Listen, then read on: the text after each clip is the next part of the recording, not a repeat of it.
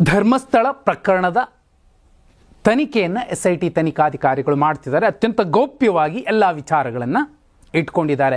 ಅಧಿಕೃತವಾಗಿ ಸಣ್ಣದೊಂದು ಗುಂಡು ಪಿನ್ನಿನ ವಿಚಾರವನ್ನು ಕೂಡ SIT ತನಿಖಾಧಿಕಾರಿಗಳು ಹೇಳಿಲ್ಲ.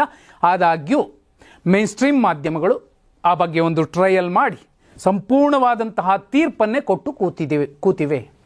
ಮತ್ತೊಂದು ಕಡೆ BJP ಇದೆಲ್ಲವೂ ಕೂಡ ಷಡ್ಯಂತ್ರ ಅನ್ನೋದನ್ನು ಪ್ರತಿಪಾದನೆ ಮಾಡ್ತಿದೆ. ಖುದ್ದು ಕ್ಷೇತ್ರದ ಧರ್ಮಾಧಿಕಾರಿಗಳು ಕೂಡ ಡಾಕ್ಟರ್ ಡಿ ವೀರೇಂದ್ರ ಹೆಗ್ಗಡೆ ಅವರು ಇದೆಲ್ಲವೂ ಕೂಡ ಆಧಾರರಹಿತ ಆರೋಪ, ಯಾವುದೋ ದ್ವೇಷಕ್ಕೆ ಈ ಥರ ಮಾತಾಡ್ತಿರಬಹುದು, ಎಲ್ಲವನ್ನೂ ಕೂಡ ಮಂಜುನಾಥ ಸ್ವಾಮಿ ಮತ್ತು ಅಣ್ಣಪ್ಪ ಸ್ವಾಮಿ ನೋಡ್ಕೊಳ್ತಾರೆ, ಹಂತವಾಗಿ ಸತ್ಯ ಹೊರಗೆ ಬರುತ್ತೆ ಅನ್ನುವಂತಹ ಒಂದು ಮಾತನ್ನು ಹೇಳಿದ್ರು, ಒಂದು ಸ್ಪಷ್ಟನೆಯನ್ನು ಕೊಟ್ಟರು. ಮತ್ತು SIT ತನಿಖೆಯನ್ನು ಸ್ವಾಗತಿಸ್ತೀವಿ ಅನ್ನೋದನ್ನು ಹೇಳಿದ್ರು. ಕಾಂಗ್ರೆಸ್ನಲ್ಲೂ ಕೂಡ ಈ ವಿಚಾರವಾಗಿ ಪರ ವಿರೋಧದ ಬಹುದೊಡ್ಡ ಚರ್ಚೆ ನಡೀತಿರೋ ಸಂದರ್ಭದಲ್ಲೇ ಈ SIT ತನಿಖೆ ಆಗೋದಕ್ಕೆ, SIT ರಚನೆ ಆಗೋದಕ್ಕೆ ಬಹುಮುಖ್ಯ ಶಕ್ತಿ ಮತ್ತು ಬಲ ಆಗಿದ್ದವರು ಅಲ್ಲಿನ ಧರ್ಮಸ್ಥಳ ಸುತ್ತಮುತ್ತಲಿನ ಅಸಹಜ ಸಾವುಗಳ ಪ್ರಕರಣ ತನಿಖೆ ಆಗಬೇಕು, ಅದು SIT ತನಿಖೆ ಆಗಬೇಕು ಅಂತ ಒತ್ತಾಯಿಸಿ ಪತ್ರ ಬರೆದಿದ್ದು ರಾಜ್ಯ ಮಹಿಳಾ ಆಯೋಗದ ಅಧ್ಯಕ್ಷರು ಡಾಕ್ಟರ್ ನಾಗಲಕ್ಷ್ಮಿ ಚೌಧರಿ ಅವರು. ಇದೀಗ ಅವರು ಮತ್ತೂ ಒಂದು ಪತ್ರವನ್ನು ಬರೆದಿದ್ದಾರೆ. ಈ ಪತ್ರ ಹೇಳ್ತಿರೋದಿಷ್ಟೇ, ಮೀಡಿಯಾ ಟ್ರಯಲ್ ಏನೇ ಆಗಿರಬಹುದು, ಅಥವಾ BJPಯ ಪ್ರತಿಪಾದನೆ ಏನೇ ಇರಬಹುದು, ಅಥವಾ ಆ ಕ್ಷೇತ್ರದ ಭಕ್ತರು ಅಂತ ಹೇಳಿಕೊಳ್ಳುವಂತಹ ಕೆಲವರ ಪ್ರತಿಪಾದನೆ ಏನಿರಬಹುದು, ಮತ್ತು ಇನ್ನೂ ಕೆಲ ಭಕ್ತರು ಸತ್ಯಾಸತ್ಯತೆ ಗೊತ್ತಾಗಲಿ, ಯಾರು ತಪ್ಪಿದ್ರೆ ಅವ್ರಿಗೆ ಶಿಕ್ಷೆ ಆಗಲಿ ಅಂತ ವಾದಿಸ್ತಿರುವಂತಹ ಜನ ಮತ್ತೊಬ್ಬರು, ಇವರೆಲ್ಲರ ಮಧ್ಯೆ ಇಲ್ಲ ನಮಗೆ ನ್ಯಾಯ ಬೇಕು ಅಂತ ಪ್ರತಿಪಾದನೆ ಮಾಡ್ತಿರೋ ಮತ್ತೊಂದಷ್ಟು ಜನ, ಇವರೆಲ್ಲರ ಮಧ್ಯೆಯೂ ಕೂಡ ಇಲ್ಲಿ ಮೀಡಿಯಾ ಟ್ರಯಲ್ ಪಕ್ಕಕ್ಕಿಟ್ಟು ನೋಡಿದಾಗ ಆಡಳಿತಾತ್ಮಕ ಕ್ರಮಗಳು ಅತ್ಯಂತ ಸ್ಪಷ್ಟವಾಗಿ ನೊಂದವರಿಗೆ ನ್ಯಾಯ ಸಿಕ್ಕೇ ಸಿಗತ್ತೆ ಅನ್ನೋದನ್ನು ಹೇಳ್ತಿವೆ. ನೀವು ಆರಂಭದಿಂದಲೂ ನೋಡಿ, SIT ತನಿಖಾಧಿಕಾರಿಗಳು ರಿವರ್ಸ್ ಇನ್ವೆಸ್ಟಿಗೇಷನ್ ಮಾಡ್ತಿದ್ದಾರೆ ಅನ್ನೋದು ಸ್ಪಷ್ಟವಾಗಿ ಹೇಳ್ತಾ ಬಂದಿದ್ರು. ಅದಕ್ಕೆ ಪೂರಕವಾಗಿಯೇ ಮೊಟ್ಟ ಮೊದಲ ಅರೆಸ್ಟ್ ಅಂತ SIT ತನಿಖಾಧಿಕಾರಿಗಳು ಮಾಡಿದ್ದು ಅದು ಚಿನ್ನಯ್ಯನನ್ನ. ಆಡಳಿತಾತ್ಮಕ ಕ್ರಮ ಸ್ಪಷ್ಟತೆ ಕೊಡ್ತಾ ಇದೆ. ಆ ನಂತರದಲ್ಲಿ ಆತನಿಗೆ ಸಂಬಂಧಪಟ್ಟವರು ಯಾರ್ಯಾರಿದ್ರು ಅವರನ್ನು ಕರೆಸಿ ವಿಚಾರಣೆ ಮಾಡ್ತಾ ಇದ್ದಾರೆ. ಸರಿಯಾದ ಕ್ರಮದಲ್ಲಿ SIT ಹೋಗ್ತಿದೆ ತನಿಖೆ. ಅದಾದ ಮೇಲೆ ಇನ್ನೆಲ್ಲ ಯಾರ್ದೆಲ್ಲ ಆ್ಯಡ್ ಆಗ್ತಾ ಹೋಗ್ತು ಅವ್ರದ್ದು ಕೂಡ ವಿಚಾರಗಳು ಚರ್ಚೆ ಆಗ್ತಿದ್ದಾವೆ. ಈಗ ವಿಚಾರಣೆ ಕರೀತಿದ್ದಾರೆ. ಇಂಥ ಸಂದರ್ಭದಲ್ಲಿ ಮತ್ತೊಂದು ಪ್ರಕರಣ ಏನಿದೆ, ಸುಜಾತ ಭಟ್ ಅವರ ಪ್ರಕರಣ. ಖುದ್ದು ಮಹಿಳಾ ಆಯೋಗ ಇದೀಗ ಒಂದು ಪತ್ರ ಬರೆದಿದೆ. ಆಡಳಿತಾತ್ಮಕ ಕ್ರಮಗಳು SIT ತನಿಖೆ ಸರಿಯಾದ ರೀತಿಯಲ್ಲಿ ಹೋಗ್ತಿದೆ, ಯಾರೇನು ಬಯಸ್ತಿದ್ದಾರೆ ನ್ಯಾಯ ಅಂಥವ್ರಿಗೆ ನ್ಯಾಯ ಸಿಗತ್ತೆ, ಯಾರು ಕಳಂಕ ಬಳಿಬಾರ್ದು ಕ್ಷೇತ್ರಕ್ಕೆ ಅಂತ ಬಯಸ್ತಿದ್ದಾರೆ ಅವರಿಗೆ ನ್ಯಾಯ ಸಿಗತ್ತೆ, ಯಾರು ಷಡ್ಯಂತ್ರ ಮಾಡ್ತಿದ್ದಾರೆ ಅಂತ ಪ್ರತಿಪಾದನೆ ಮಾಡ್ತಿದ್ದಾರೆ ಅವರಿಗೆ ಸತ್ಯ ಗೊತ್ತಾಗತ್ತೆ, ಇವೆಲ್ಲವೂ ಕೂಡ ಸರಿಯಾದ ಕ್ರಮದಲ್ಲಾಗ್ತಿದೆ ಅನ್ನೋದಕ್ಕೆ ಮತ್ತೊಂದು ಸಾಕ್ಷಿ ಡಾಕ್ಟರ್ ನಾಗಲಕ್ಷ್ಮಿ ಚೌಧರಿ ಅವರು ಬರೆದಿರುವಂತಹ ಒಂದು ಪತ್ರ. ಅದು SIT ತನಿಖಾಧಿಕಾರಿಗಳಿಗೆ ಏನಿದೆ ಅದರಲ್ಲಿ ನೋಡಿ. ಮುಖ್ಯಸ್ಥರು ವಿಶೇಷ ತನಿಖಾ ತಂಡ, CID ಕಚೇರಿ, ಕಾರ್ಲ್ಟನ್ ಭವನ, ಬೆಂಗಳೂರು. ಮಾನ್ಯರೇ, ವಿಷಯ ಶ್ರೀಮತಿ ಸುಜಾತಾ ಭಟ್ ರವರಿಗೆ ಸೂಕ್ತ ರಕ್ಷಣೆ ಒದಗಿಸುವ ಬಗ್ಗೆ ಉಲ್ಲೇಖ ಸಮೂಹ ಮಾಧ್ಯಮಗಳ ವರದಿ ಆಧಾರಿತ. ಮೇಲ್ಕಂಡ ವಿಷಯ ಹಾಗೂ ಉಲ್ಲೇಖಕ್ಕೆ ಸಂಬಂಧಿಸಿದಂತೆ ಕರ್ನಾಟಕ ರಾಜ್ಯ ಮಹಿಳಾ ಆಯೋಗದ ಪತ್ರವನ್ನು ಪರಿಗಣಿಸುವ ಮೂಲಕ ಧರ್ಮಸ್ಥಳದಲ್ಲಿ ಮಹಿಳೆಯರ ಅಥವಾ ವಿದ್ಯಾರ್ಥಿನಿಯರ ಮೇಲಿನ ಅತ್ಯಾಚಾರ, ಕೊಲೆ, ನಾಪತ್ತೆ ಪ್ರಕರಣದ ಸಮಗ್ರ ತನಿಖೆಗೆ ರಾಜ್ಯ ಸರ್ಕಾರವು ತಮ್ಮ ನೇತೃತ್ವದ ವಿಶೇಷ ತನಿಖಾ ತಂಡವನ್ನು ರಚಿಸಿದೆ. SIT ರಚನೆಗಾಗಿ ಉಲ್ಲೇಖ ಮಾಡಲಾದ ಅನನ್ಯ ಭಟ್ ನಾಪತ್ತೆ ಪ್ರಕರಣದ ದೂರುದಾರರಾದ ಶ್ರೀಮತಿ ಸುಜಾತಾ ಭಟ್ ಅವರನ್ನು ಕಳೆದ 2 ವಾರಗಳಿಂದ ಮಾಧ್ಯಮದವರು ನಿರಂತರವಾಗಿ ಹಿಂಬಾಲಿಸಿ ಹೇಳಿಕೆ ನೀಡಲು ಪೀಡಿಸುವುದು, ಅವರನ್ನು ತೇಜೋವಧೆ ಮಾಡಿ ಹೀಯಾಳಿಸಿ ಸುದ್ದಿ ಮಾಡುವುದು, ತಡರಾತ್ರಿಯಲ್ಲಿ ಅವರ ಮನೆಗೆ ನುಗ್ಗಿ ವಿಡಿಯೋ ಚಿತ್ರೀಕರಣ ಮಾಡುವುದು, ಕಾರಿನಲ್ಲಿ ಕೂರಿಸಿಕೊಂಡು ತನಿಖೆಯ ದಿಕ್ಕು ತಪ್ಪಿಸುವ ಹಾಗೆ ವೈರುಧ್ಯಗಳಿಂದ ಕೂಡಿದ ಹೇಳಿಕೆ ಪಡೆದು ಅವರನ್ನು ಮಾನಸಿಕವಾಗಿ ಕುಗ್ಗಿಸುವ ವರದಿ ಪ್ರಸಾರ ಮಾಡಿರುವುದನ್ನು ರಾಜ್ಯ ಮಹಿಳಾ ಆಯೋಗವು ಗಮನಿಸಿರುತ್ತದೆ. ಮಹಿಳೆಯರ ದೌರ್ಜನ್ಯ ಪ್ರಕರಣಕ್ಕೆ ಸಂಬಂಧಿಸಿದಂತೆ ವಿಶೇಷ ತನಿಖಾ ತಂಡಕ್ಕೆ ಮಹಿಳೆಯರು, ಸಂತ್ರಸ್ತರು ನಿರ್ಭೀತಿಯಿಂದ ದೂರನ್ನು ನೀಡಲು ಅವಕಾಶ ಮಾಡಿಕೊಟ್ಟು ದೂರುದಾರರ ಮಾಹಿತಿಯನ್ನು ಗೌಪ್ಯವಾಗಿಟ್ಟು ಅವರಿಗೆ ರಕ್ಷಣೆ ನೀಡುವಂತೆ ರಾಜ್ಯ ಮಹಿಳಾ ಆಯೋಗವು ಒತ್ತಾಯಿಸುತ್ತದೆ.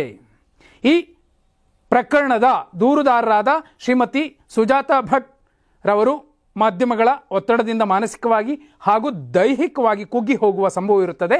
ಸದರಿ ವಿಷಯವನ್ನು ರಾಜ್ಯ ಮಹಿಳಾ ಆಯೋಗವು ಗಂಭೀರವಾಗಿ ಪರಿಗಣಿಸಿದ್ದು, ತಾವು ಕೂಡಲೇ ವಿಶೇಷ ತನಿಖಾ ತಂಡದಿಂದ ಶ್ರೀಮತಿ ಸುಜಾತಾ ಭಟ್ ಇವರಿಗೆ ಭದ್ರತೆ ಒದಗಿಸಿ ನಿರ್ಭೀತಿಯಿಂದ ಅವರು ಅಹವಾಲು ಸಲ್ಲಿಸಲು ಸೂಕ್ತ ವ್ಯವಸ್ಥೆ ಮಾಡಿಕೊಡುವಂತೆ ಹಾಗೂ ಕೈಗೊಂಡ ಕ್ರಮದ ವರದಿಯನ್ನು ಆಯೋಗಕ್ಕೆ ತುರ್ತಾಗಿ ಕಳುಹಿಸಿ ಕೊಡುವಂತೆ ಕೋರಿದೆ.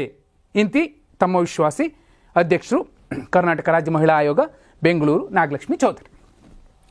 ಇಡೀ ಪತ್ರದಲ್ಲಿ ಆಡಳಿತಾತ್ಮಕ ಕ್ರಮದ ಪಟ್ಟಿಯಲ್ಲಿ ನೋಡಿದಾಗ ಮೈನ್ಸ್ಟ್ರೀಮ್ ಮಾಧ್ಯಮಗಳು ಮಾಡಿದಂತಹ ಮಾನಸಿಕ ಹಿಂಸೆ, ಸುಜಾತಾ ಭಟ್ ಅವರು ಸುಳ್ಳು ಬುರುಕಿ, ಸುಳ್ಳುಗಾರ್ತಿ ಅಂತ ಮೈನ್ಸ್ಟ್ರೀಮ್ ಮಾಧ್ಯಮಗಳು ಏನೆಲ್ಲ ಹೇಳಿದವೆ ಅದನ್ನು ಹೇಳಬೇಕಾಗಿರುವಂಥದ್ದು ಕೋರ್ಟ್ನ ಕೆಲಸವನ್ನು ಕೂಡ ನಾವೇ ಮಾಡಿಬಿಟ್ರೆ ಕೋರ್ಟ್ ಏನಕ್ಕೆ? ನ್ಯಾಯಾಂಗ ನಿಂದನೆ ಆಗೋದಿಲ್ವಾ? ಖಂಡಿತ ಆಗತ್ತೆ. ಈಗ ಮೈನ್ಸ್ಟ್ರೀಮ್ ಮಾಧ್ಯಮಗಳು ಅವ್ರ ಕೆಲಸವನ್ನು ಅವ್ರು ಮಾಡಿದವೆ ಅಂತ ಅವ್ರು ಹೇಳ್ಕೊತಾರೆ. ಆದರೆ ಇಲ್ಲಿ ಖುದ್ದು ರಾಜ್ಯ ಮಹಿಳಾ ಆಯೋಗದ ಅಧ್ಯಕ್ಷರೇ ಹೇಳ್ತಿದ್ದಾರೆ ಕೆಲವರಿಂದ ಏನೇನಾಯಿತು ಆಕೆಗೆ. ಅವ್ರು ಹೇಳ್ತಾರೆ, ಸುಜಾತಾ ಭಟ್ ಅವರು ನೋಡಿ, ಅವ್ರು ತಪ್ಪು ಮಾಡಿದರೆ ಈ ನೆಲದ ಕಾನೂನಿನ ಮುಂದೆ ಎಲ್ಲರೂ ಒಂದೇ, ಅವ್ರಿಗೆ ಶಿಕ್ಷೆ ಆಗುತ್ತೆ. ಆದರೆ ಅವ್ರು ಹೇಳ್ತಿರುವಂಥದ್ದು ಸುಳ್ಳೋ ಸತ್ಯವೋ ಅನ್ನೋದನ್ನು ಸಾಬೀತು ಮಾಡಬೇಕಾಗಿರುವಂಥದ್ದು ಮತ್ತು ಆ ತೀರ್ಪು ಕೊಡಬೇಕಾಗಿರುವಂಥದ್ದು ಕೋರ್ಟ್ ಅಥವಾ SIT ತನಿಖಾಧಿಕಾರಿಗಳ ವರದಿ.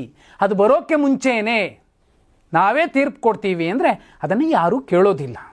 ಸುದ್ದಿ ಅಷ್ಟೇ, ಜಡ್ಜ್ಮೆಂಟೇ, ಎರಡೂ ಒಂದೇ ಅಲ್ಲ. ಅದಕ್ಕೆ ಆದಂತಹ ತಾಕತ್ತು, ಇದಕ್ಕೆ ಆದಂತಹ ತಾಕತ್ತು ಬೇರೆ ಇರುತ್ತೆ. ಇವತ್ತಿನ ನ್ಯೂಸ್ ಪೇಪರ್ ನಾಳೆ ಬೋಂಡದ ಅಂಗಡಿಯಲ್ಲಿರುತ್ತೆ. ಆದರೆ ಒಂದು ಜಡ್ಜ್ಮೆಂಟ್ ದಶಕಗಳ ಕಾಲ, ಶತಮಾನಗಳ ಕಾಲ ಮೆನ್ಷನ್ ಆಗುವಂಥದ್ದು ಜಡ್ಜ್ಮೆಂಟ್. ಇಷ್ಟೇ ವ್ಯತ್ಯಾಸ. ಮೀಡಿಯಾ ಟ್ರಯಲ್ ಮಾಡಿದ ತಕ್ಷಣ ಅದು ಜಡ್ಜ್ಮೆಂಟ್ ಆಗೋದಿಲ್ಲ. ಇದನ್ನೇ ಡಾಕ್ಟರ್ CS ದ್ವಾರಕನಾಥ್ ಅವರು ಸ್ಪಷ್ಟವಾಗಿ ಹೇಳಿದ್ದು. ಇದೆಲ್ಲ ಜಡ್ಜ್ಮೆಂಟ್ ಬರುತ್ತೆ, ವೆಯ್ಟ್ ಮಾಡಿ ಅಂತ. ಇಲ್ಲಿ ಸುಜಾತಾ ಭಟ್ ಅವರ ಪ್ರಕರಣದಲ್ಲಿ ಎಷ್ಟೆಲ್ಲ ಮ್ಯಾಜಿಕ್ ಅಜ್ಜಿ, ಅದು ಇದು, ಅವ್ರ ವಯಸ್ಸಿನ ಲೆಕ್ಕ ನೋಡ್ಕೊಂಡಾದರೂ ಕೂಡ ಬೇರೆ ರೀತಿಯಲ್ಲಿ ಹೇಳ್ಬೋದಾಗಿತ್ತು. ಒಂದು ಘನತೆಯಿಂದ ಅವ್ರು ಹೇಳಿದ್ದು ಸುಳ್ಳು ಅಂತ ಹೇಳಬಹುದಾಗಿತ್ತು ಒಂದು ವೇಳೆ ಹೇಳಿದರೆ. ಅದೆಲ್ಲವನ್ನು ಮೀರಿ ಮೈನ್ಸ್ಟ್ರೀಮ್ ಮಾಧ್ಯಮಗಳು ಟ್ರೋಲ್ ಪೇಜ್ಗಳಿಗಿಂತ ಕಡೆಯಾಗಿ ಈ ಹೃದಯನ್ನು ಬಳಸ್ಕೊಂಡ್ರು. ಅದು ಬೇರೆ ಪ್ರಶ್ನೆ. ಯಾಕಂದರೆ SIT ತನಿಖಾಧಿಕಾರಿಗಳು ಆ ಪ್ರಕರಣವನ್ನು ತನಿಖೆ ಮಾಡ್ತಿದ್ದಾರೆ, ಸತ್ಯಾಸತ್ಯತೆ ಹೊರಗೆ ಬರುತ್ತೆ. ಆದರೆ ಆಡಳಿತಾತ್ಮಕ ಕ್ರಮಗಳು, ಒಂದು ಅರೆಸ್ಟ್, ಮತ್ತೊಂದು SIT ತನಿಖಾಧಿಕಾರಿಗಳಿಗೆ ಖುದ್ದು ರಾಜ್ಯ ಮಹಿಳಾ ಆಯೋಗದ ಅಧ್ಯಕ್ಷರು ಬರೆದಂತಹ ಈ ಪತ್ರ ಎಲ್ಲವೂ ಕೂಡ ಸ್ಪಷ್ಟವಾಗಿ ಹೇಳ್ತಿದೆ ತನಿಖೆ ಸರಿಯಾದ ಕ್ರಮದಲ್ಲಿ ನಡೀತಿದೆ. ಈ ಕಡೆಯಿಂದ ಶುರುವಾದರೆ ಈ ಕಡೆ ಬರೋದಕ್ಕೆ ಲೇಟ್ ಆಗುತ್ತೆ, ಅದೇ ರೀತಿ ಈ ಕಡೆಯಿಂದ ಶುರುವಾದರೆ ಈ ಕಡೆ ಬರೋದಕ್ಕೆ ಲೇಟ್ ಆಗುತ್ತೆ. ಆದರೆ ಈಗೆಲ್ಲ ಏನು ಅರೆಸ್ಟ್ ಆಗ್ತಿದೆ, ದೂರುದಾರರನ್ನೇ ಅರೆಸ್ಟ್ ಯಾಕೆ ಮಾಡಿದ್ದಾರೆ, ಆರೋಪಿಗಳು ಅಂತ ಹೇಳೋರನ್ನ ವಿಚಾರಣೆ ಮಾಡೋದಿಲ್ಲ, ಅವರನ್ನೂ ಮಾಡ್ತಾರೆ. ಅದಕ್ಕೆ ಟೈಮ್ ಯಾವಾಗ? ನೋಡಿ ಅನುಚೇತ್ ಅವರು ತನಿಖಾಧಿಕಾರಿಗಳಲ್ಲಿ ಒಬ್ಬರು. ಅವರು 2 ದಿನಗಳಲ್ಲಿ ಅಮೆರಿಕ ಪ್ರವಾಸವನ್ನು ಮುಗಿಸಿ SIT ತನಿಖಾ ತಂಡಕ್ಕೆ ಬಂದು ಸೇರ್ಕೋತಾರೆ. ಆ ನಂತರದಲ್ಲಿ ನಡೆಯುತ್ತೆ ಅಸಲಿ ಕಾರ್ಯಾಚರಣೆ ಅನ್ನುವಂಥದ್ದು ಮೈನ್ಸ್ಟ್ರೀಮ್ ಮಾಧ್ಯಮಗಳು ಹೇಳ್ತಿರುವಂತಹ ಒಂದು ಸಂಗತಿ. ಏನಾಗಬಹುದು? ಯಾರನ್ನೆಲ್ಲ ಯಾರು ಅರೆಸ್ಟ್ ಮಾಡಿಲ್ಲ, ಯಾಕೆ ಅವರನ್ನು ವಿಚಾರಿಸ್ತಿಲ್ಲ ಅಂತ ಕೆಲವರೇನು ಬಯಸ್ತಿದ್ದಾರೆ, ಆ ಕೆಲಸವೂ ನಡೆಯುತ್ತೆ. ದೂರು ಕೊಟ್ಟವರನ್ನಷ್ಟೇ ವಿಚಾರಿಸೋದಿಲ್ಲ ತನಿಖಾಧಿಕಾರಿಗಳು ಮತ್ತು ಕೋರ್ಟ್. ಎರಡೂ ಕಡೆಯ ವಾದವನ್ನು ಆಲಿಸಿದ ನಂತರ ಒಂದು ಸ್ಪಷ್ಟ ಚಿತ್ರಣ ಕೊಡುತ್ತೆ. ಆ ಕಾರಣಕ್ಕೋಸ್ಕರನೇ ಅದು ನ್ಯಾಯ ವ್ಯವಸ್ಥೆ ಆಗತ್ತೆ.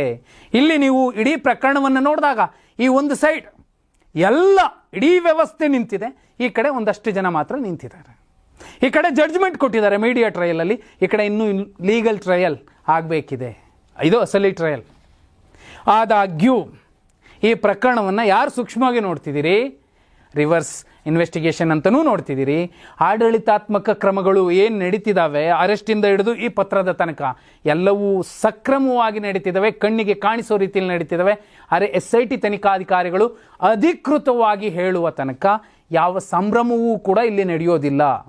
ಎಮೋಷನ್ಗೆ ಇಲ್ಲಿ ಬೆಲೆ ಇರೋದಿಲ್ಲ, ಎವಿಡೆನ್ಸ್ಗೆ ಮಾತ್ರ ಬೆಲೆ. ಮೀಡಿಯಾ ಟ್ರಯಲ್ ನಾಳೆ ಬೋಂಡಕ್ಕೆ ಕಟ್ಟುವಂತಹ ಪೇಪರ್ ಆಗುತ್ತೆಯೇ ವಿನಃ ಜಡ್ಜ್ಮೆಂಟ್ ಅನ್ನುವಂತಹ ಶತಮಾನಗಳ ದಾಖಲೆ ಅದಾಗೋದಿಲ್ಲ.